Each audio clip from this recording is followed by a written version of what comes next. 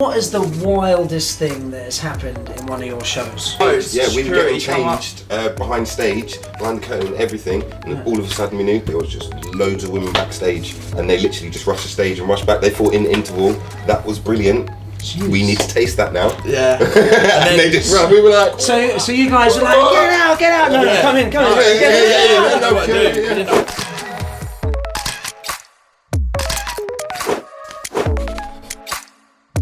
Hello and welcome back to House of Influence. I'm your host Rob Laird, and join me for a quickie. Ladies, boy do we have a treat for you. We've got two members of the UK's most famous strip show, Dreamboys, Shane Tyler and Jordan Darrell.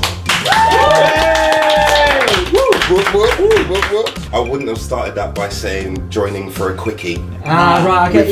You know what I was going to say, like not that sort of quickie voice, but tell us a story. Like, how did this all happen? This is coming into my 7th year now, so I'm like, oh boy, I choreograph it, and I am the director of the Dreamboys as well. Cool. So I do a lot of the creative aspect, but I started in randomly just coming to an audition I knew nothing about. 7 years ago, just a new boy, didn't even know how to take my clothes off or anything. It was just a little dance audition, and I went with my friend at the time who was going there. He knew a little bit more. So he was like just watching you, like going, yeah. Oh, well, it was just into the audition. First 5 seconds, they were like, whip your clothes off, get down to your boxers, let's see what you're working with. Yeah. I'm a confident guy, I'm not shy, so I was like, I'll do that and see what they're doing, and then they was to put dance element into it and everything. And luckily for me, I'm a trained dancer, but a lot of the people around me were a lot bigger, a lot musclier, but not performers. It's about gripping the audience. I never thought it would be important at the time, but it turns out it is very important. The performance is very important. It's not just about the muscles or the size of your dick. Can I say that so early? Sure, and this man can dance. This man can dance as well, and he's got a big dick. So there you go. Best of both worlds. What about you, Shane? He has a massive dick too. So you know, we are known for my big balls. To the end of the show. Make sure you watch the end of the video for that one. So I was actually stripping. Done it for about 3 years, and then I was just quitting. Just boozing every time before you went out. Oh, every Saturday. Show, it was different to Dreamboys. We'd get drunk backstage. Yeah. Go on stage 10-12 minutes. Dance around, do whatever. I'll get completely naked and walk off. Sure. And then I stayed in the clubs after. So it was a lot of fun. And then I wanted to quit. Handed in my notice and was like, I'm done now. And then the boss of Dreamboys rang me and was like, I've heard you're quitting. Will you come and strip in London for a few months? And if you do that, I'll see if Jordan at the time, if he thinks you can dance and do the tour, I'll give you the job for the tour. And I've been there 4.5 years now. Yeah. Nice. He said proud of me. He begged me at the time to not get his dick out anymore, and like, because he used to do full nude, like head to toe, just helicopter. I wanted out. We all know what the helicopter is. Sure. So the Dreamboys, like, you don't get fully nude. It's just like down to like the skimpy. We do the what? The skimpy pants, like I don't know, we don't wear the skimpy pants. The thong. We're not in the 80s. No, sorry. I mean, I have not been to a male strip show. Have you not? I'm sure in it's a very long time. entertaining. Okay, you should come. Yeah, that'd be alright. A lot of guys come. A lot of straight guys come. My family have come and everything. It's kind of not what you think, but there is full nudity. Pull those mates up. There is full nudity within the show, but it's specific people. People have like amazing solos at the end, and the whole number for an hour builds to something, and then whack. Have that. That's it. So and then curtain close. Do you both have like specialty like moves that you do? He does. Yeah. Tell us what's the move? He's got two. You could show us, or you could just like. He's got two. There's one with the chair. The girl will be sat in a chair, and out of nowhere just picks the chair up and they just picks up? So she's on it, and he's like, wraps her around with the chair, and then bang, drops her, and there's always like, or lay them down on handstand, or lay them down and like kind of walk up their body on your hands, because it's like they expect you to fall or whatever, and then you can do something out of that. Or as he was going to say, just whack your dick on their face. Which sometimes he used to do, bang, and we'd all be like, Only the odd forehead or earlobe. Here's all the technical. You're just like, whack. Yeah. What is the wildest thing that has happened in one of your shows? One of our shows got overrun by the audience. Right. Well, one of them was on purpose, that went out of control, and one of them just got overrun. They just come through the wings. Just like a riot. We was getting changed. Yeah, we were getting Security changed behind stage, behind the curtain, everything. And all of a sudden we knew there was just loads of women backstage, and they literally just rushed the stage and rushed back. They thought in the interval that was brilliant. Jeez. We need to taste that now. Yeah. And they just ran. We were like, So you guys were like, get out. No, come in. Didn't know what to do. Pure get out in our pants like, oh no, please no. The other one was we was dressed as firemen and like this little bit. Women are always nuts for firemen. As we come out, the actual fire alarm of the theatre went off. Yeah. And we didn't know. But during the a fireman, I choreographed the fireman number. Right. Like, and it's like getting So it's hot in actual here. firemen turned up. Do you know what I mean? And it was funny. We had to get out. Yeah, the fire alarm went off and nobody moved as well because they were like, so into the thing, like this is so cool, it's part of the thing. So you were all in your fireman outfits outside, and people were like, "What are you doing? There's a fire in there." Yeah. So we had to go out. We had to go out in like just the pants or the costumes, and then a couple of us were dressed as like officers, pilots, and we're out there, and then the real fire brigade turns up at the showers. Yeah. That was different. Put the YMCA on in that street party. How does Dreamboys bingo work?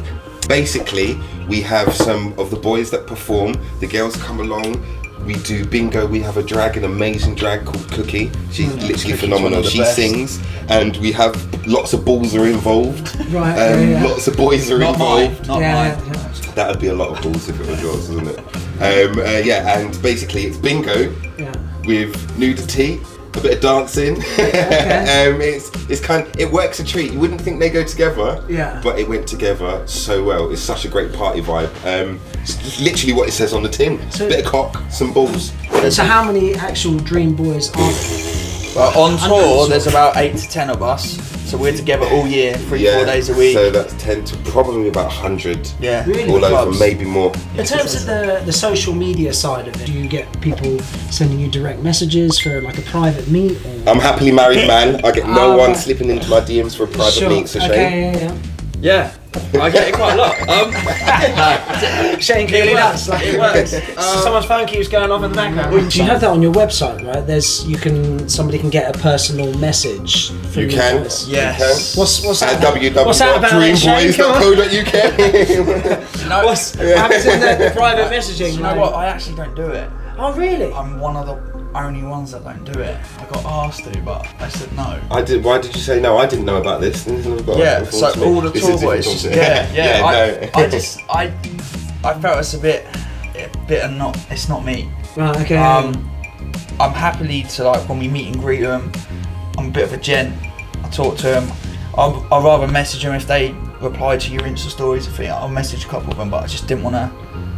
Sort of get some of the messages, some of the messages, like, some be of the quite boys, like forward with like. I'm single, so it doesn't really matter to me. But some of the boys have got girlfriends, and they want these messages with their tops off and be like, "Hi, how are you?" And they want us to tell jokes. They want them to be sexy. Does it go any further than that? Come on. I said all the family show. No. In terms of, I mean, you're married. Like, how does that relationship work with your wife and what you do?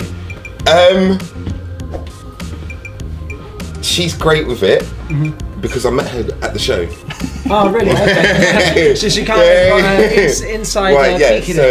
She got brought up on stage for my dance, so I actually danced on her. Right, during a performance, and Did she get the handstand special? No. Did she get the hand? No, she got the chair special. Oh, the chair special. She got the chair. She got the chair special, and then it was just putty. Obviously, because we're not allowed because of rules that are in place, I never got a number that night. Right. But some other night, the next night, and then we've been inseparable since. And now you're in charge, so like Tuesday. And he was actually looking out at her at the time I was doing the show. He kept looking, peeking, and we spotted it. So, what part of the country do you think the women are the naughtiest? Glasgow. Scotland, up there. It's very quick to... Ireland as well. Ireland, Wales, Glasgow. Really? Yeah. Yeah. 100%. Those shows are like. Yeah, I would say Scotland, but Edinburgh, they're a little bit.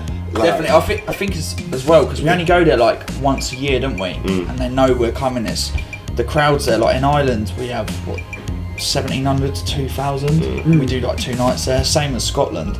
So when we're there, it's a lot to take. Definitely annoying. So do you feel people's view of your profession has sort of changed since you've been doing it?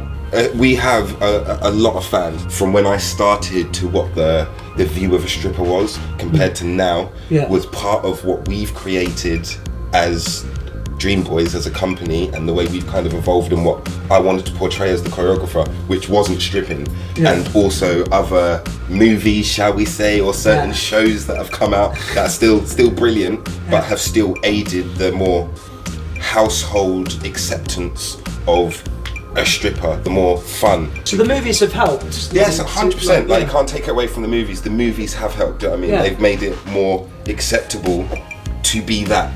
Right. Do you know what I mean? It's not so seedy. Yeah. It's not so derogatory towards. Do you know what I mean? He's that 2-bit stripper. Do you know what I mean? They actually enjoy the performance side of things now. And as I said before, we have full nude in our show, and we get a lot of comments, even though people have bought the ticket for a full nude show, go, why did that guy get his dick out? Well, like, because that's what you bought the ticket for. The performance side of things, we've created around it as a secondary, but it seemed to have overtaken the actual nudity. Obviously, you get the whole, get your dick out, have your face and everything. But that's Have you either been booed in your career?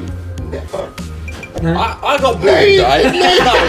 But it's for a different reason. He made me dress, so I come on in boxers and then had to get dressed, ready for the boys to follow me. So it went the opposite way. It was a reaction, but it was good because they were all like, they're like, why is he getting dressed? And then all of us come out and they're like, oh, we see, because it was made up for like a number from a movie. So it was on purpose. I like that. It's an interesting twist. Yeah, it was different. It was different. And what advice would you give to an aspiring male stripper that might have seen you guys or is thinking about getting into it? Definitely don't be too cocky. We've had a lot of people come in and do that and it just doesn't work anymore. Even when I first started, I would say I come in from something else, being quite cocky, and I come in and then got put in my place and I was like, you can't do that here. Sure, it's difference. Don't be too cocky. There's a difference between confidence and sort of arrogant and cocky, and arrogant and cocky is it doesn't terrible work. traits to have. Yeah, I don't have that. Know yourself. Like it's one I give because obviously I hire all the Dreamboys that come on tour, and I have to teach them all, and a lot of them aren't performers, and they are very fake in what they want to portray. They've seen something like the movies or our show, and they want to do the swan dive, or they want to do the certain move that they've seen, and like they're biting it and everything, and it really doesn't work. Once again, the audience know. If you're doing something you're not and it's not comfortable to you, they will know. People can smell that. They will get no reaction. Right, well, gents, thank you very much for joining us today. Thanks for having us. A lot about your industry, and it was very good interview. So thank you very much. I wish you guys all the best. Thank you very much.